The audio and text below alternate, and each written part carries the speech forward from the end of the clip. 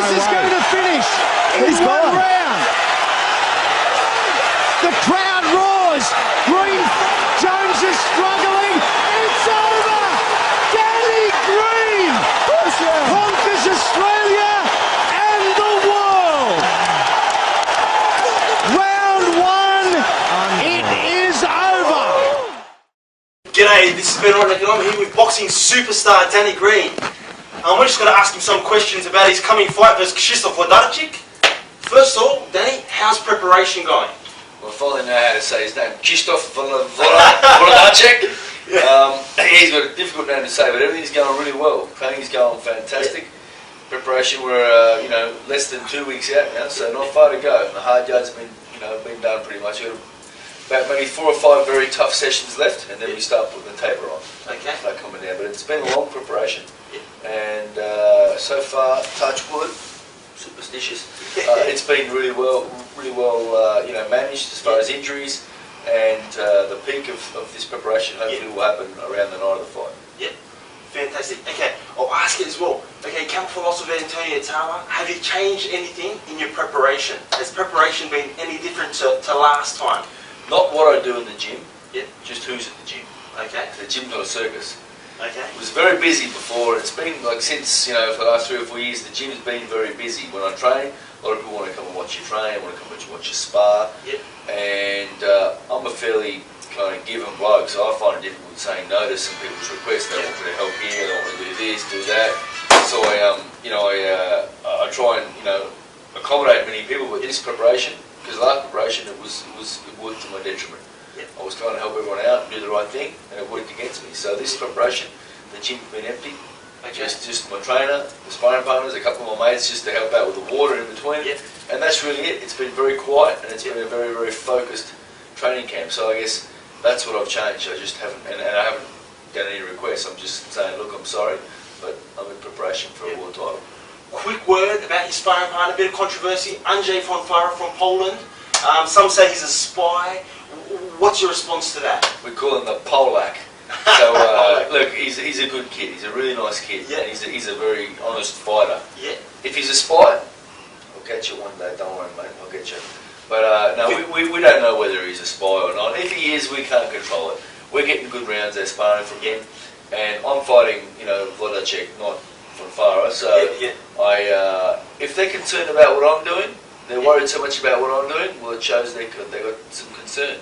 Yep, sure. And I'm worried about what I would do to Wrotniak, not what he's going to do to me. I got to worry about my game plan. Yep. Of course, I'm concerned what he's got, his strengths, and what he's going to bring to the table. Yep. He's a fantastic fighter, and I've got immense respect for him. Fantastic. Okay, now boxing is, it's been said it's a game of the mind, a game of willpower, things like that. I mean, you came off. You've been fighting tough blokes. You came off a big loss. Your last fight against Antonio Tava. How's the confidence? How's the confidence? How's the mindset?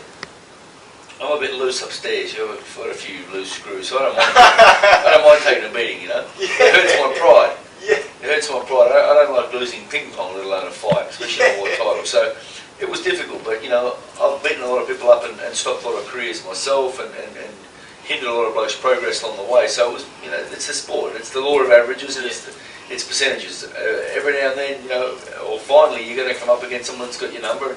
On the night, Antonio Tava had my number. I didn't have a good night. He had a very good night, and he gave me a hiding. So I've copped on the chin and taken it as a man and walked forward, and I guess taken on what I think is going to be a tougher challenge in the strengths that Wrotniak poses. His style and his defence and his strength and his power. Yeah.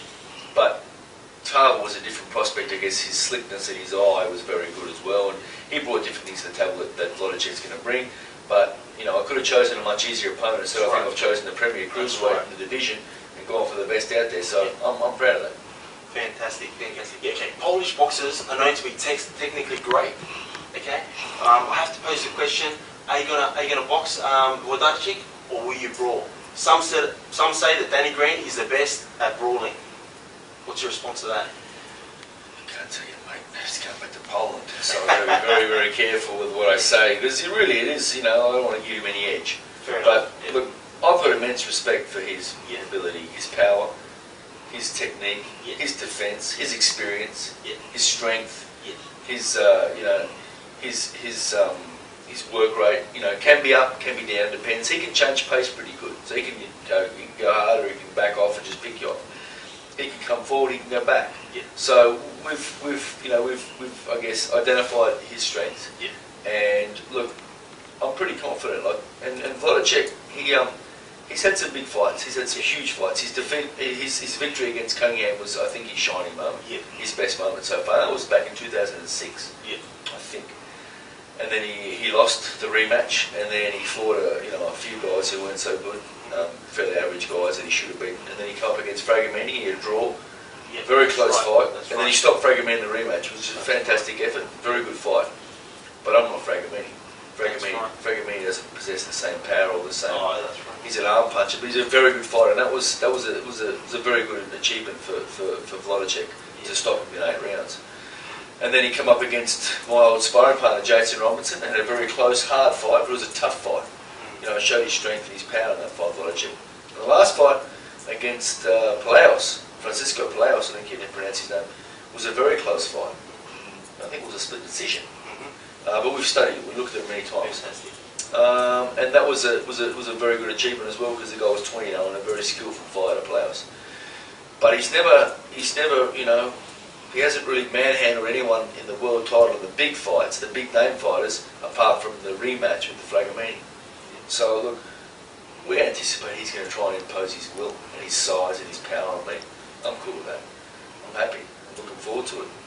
But I hope he realises that I ain't just there to... But I think maybe Wrotniak, and I'm not being disrespectful, but I think he thinks it's going to be an easy fight for him. I think he thinks that. That's the feeling I get from him. I think he thinks that this is going to be a fairly easy fight. I'm not a big cruiserweight, I'm a small cruiserweight, I'm a tiny cruiserweight. But the pressure's on him. Fancy being beaten by a small cruiserweight. Taking a small cruiserweight, taking his world title. Put the pressure back on him. Fantastic. Thanks, Danny. Thanks for speaking with Boxer.org. Really appreciate your time. See you next time. And all the best against Krzysztof Wrotniak.